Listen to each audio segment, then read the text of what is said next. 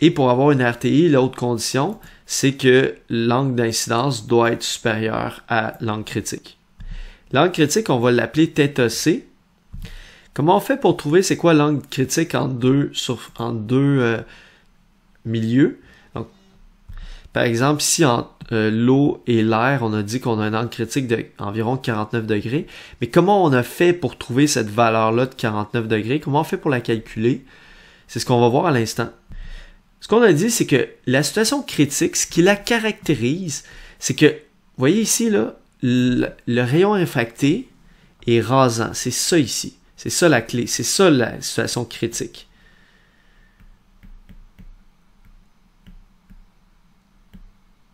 Oups.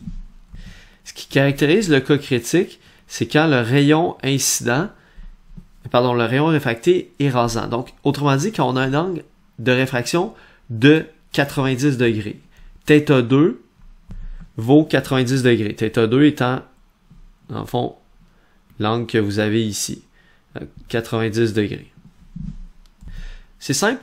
Dans le fond, on va prendre la formule usuelle, la loi de la réfraction, N1 sin θ1 égale N2 sin θ2. Puis justement, on va dire, le cas critique, c'est quand j'ai un angle de réfraction de 90. Fait que je vais poser que θ2 vaut 90. Et sin de 90, ça donne 1. Donc, ça s'en va. Finalement, le sinus s'en va. Il reste juste N2. Et là, j'ai donc N1 sin θc égale N2 parce que mon θ1, dans le fond, c'est mon angle critique. Donc, autrement dit, si mon angle de réfraction, c'est 90, je suis dans mon cas critique. Donc, mon θ1, c'est par définition mon angle critique. Et si je veux isoler l'angle critique, ce que je vais faire, c'est que je vais envoyer le N1 du côté droit de l'équation. Donc, ça va faire sin de θc égale N2 sur N1. Et là, je peux aller trouver l'angle critique en faisant simplement un arc sinus ou un sinus moins 1. Donc, autrement dit, je vais faire sinus moins 1 ou arc sinus de N2 sur N1. Donc, N1, c'est l'indice du premier milieu, c'est-à-dire l'indice du milieu incident. N2, c'est l'indice du deuxième milieu, donc le milieu dans lequel est réfractée la lumière. Et θc, c'est l'angle critique. Faisons ce calcul pour l'eau. Faites-le avec moi. Donc, pour le passage de l'eau à l'air. Donc, si on passe de l'eau à l'air, ça veut dire notre deuxième milieu, c'est l'air. Donc, son indice, c'est 1. Ça, c'est N2. N1, c'est l'indice de l'eau, donc 1.33. Donc, mon deuxième milieu, c'est l'air, 1. Mon premier milieu, c'est l'eau, indice 1.33. Donc, je vais faire 1 sur 1.33 et ensuite, je vais extraire l'arc sinus de ça. Et ça va me donner 48.8 degrés si j'arrondis à 3 chiffres. Donc ça, c'est mon angle critique dans le cas où mon rayon lumineux passe de l'eau à l'air. Alors ça correspond bel et bien environ à notre 49 degrés qui était spécifié ici. 49 degrés, c'était juste un peu arrondi. Ça, c'est arrondi à 2 chiffres.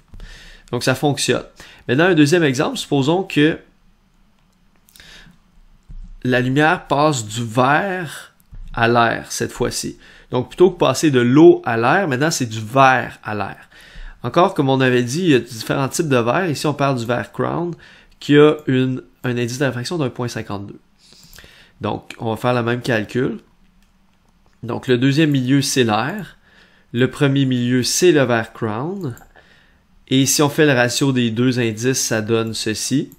Et ensuite, on extrait l'arc sinus pour trouver l'angle critique. Concrètement, ça veut dire que si ma lumière arrive à un angle d'incidence de 41 degrés, mon rayon réfracté va raser la surface, je vais être dans le cas critique. Si mon angle d'incidence augmente encore plus, c'est-à-dire que si mon angle d'incidence est supérieur à 41 degrés, donc par exemple 45, 50, 55, 60, 70 degrés, je vais être en RTI. À quoi ça sert la RTI? En fait, comme je disais au début de la vidéo, ça a des applications extrêmement importantes. Je dirais clairement, l'application la plus importante de la réflexion totale interne, c'est les fibres optiques. J'en ai parlé au tout début du module sur l'optique.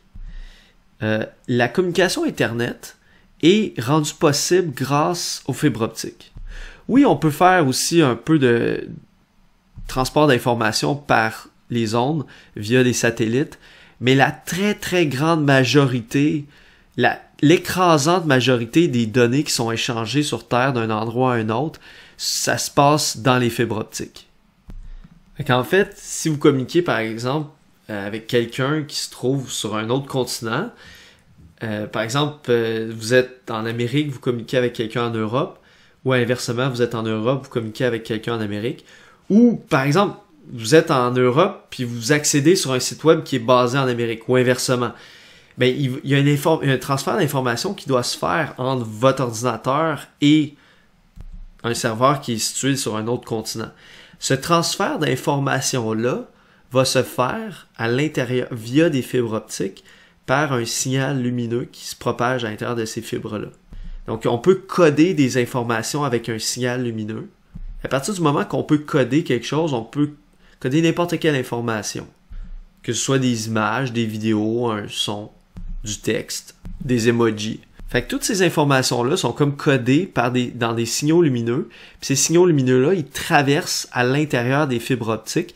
Et il y a des gros câbles qui contiennent des centaines et des centaines de fibres optiques là, serrées les unes contre les autres, qui sont enfouis sous l'océan Atlantique et sous d'autres océans aussi, et qui permettent là, d'avoir une communication qui circule à la vitesse de la lumière.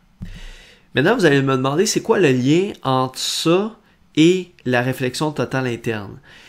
C'est qu'en fait, la lumière, elle va pas circuler en ligne droite à travers une fibre optique. Une fibre optique, ça va pas être en pure ligne droite.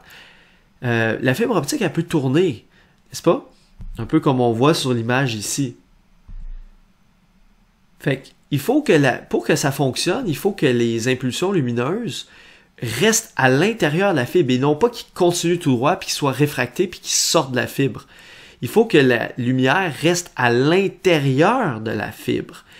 Et la manière que ça fonctionne, c'est qu'on a une impulsion laser qui va rebondir sur les parois de la fibre, dans le fond.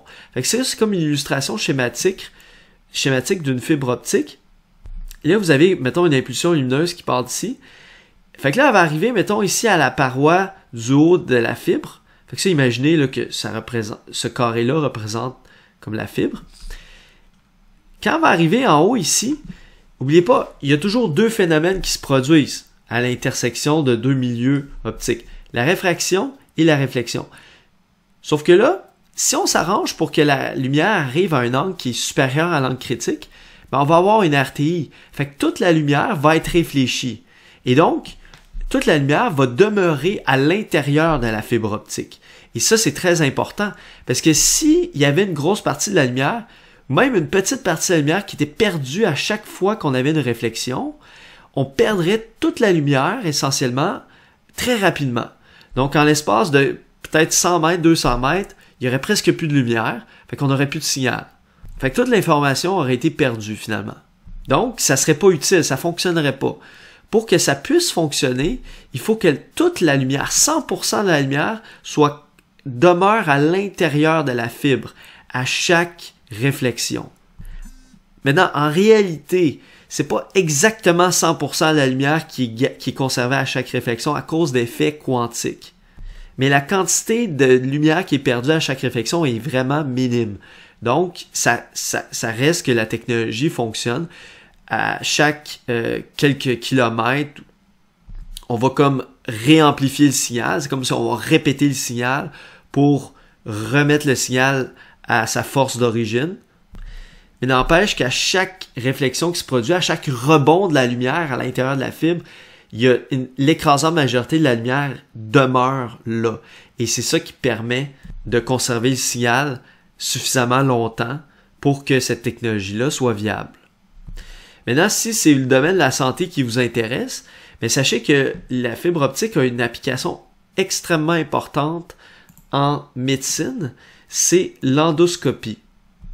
L'endoscopie, en fait, c'est un instrument qu'on va faire entrer à l'intérieur du corps d'un patient. Ça peut être, par exemple, par sa bouche. Et là, c'est comme si ça nous permet d'aller avoir une petite caméra au bout de la fibre optique qui va permet d'aller filmer, si vous voulez, ce qui se passe, ce qu'on a à l'intérieur du corps. Donc, ça va permettre au médecin de voir l'intérieur du corps de son patient sans avoir à faire une chirurgie, sans avoir à couper la peau et vraiment ouvrir, si vous voulez, le corps du patient.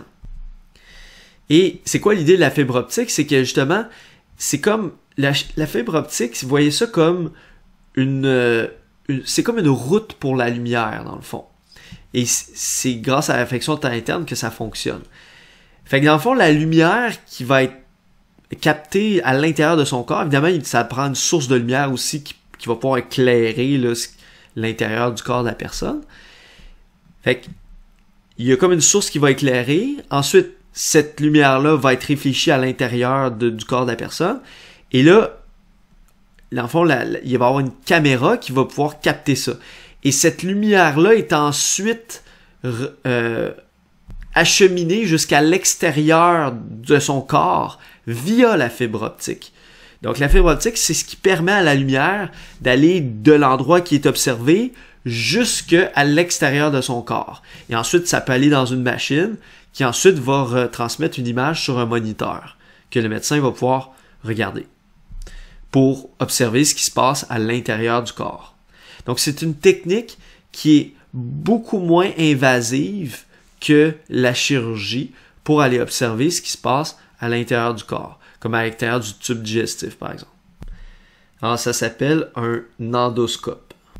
Maintenant, est-ce que la fibre optique, c'est la seule manière de transporter de l'information? Non.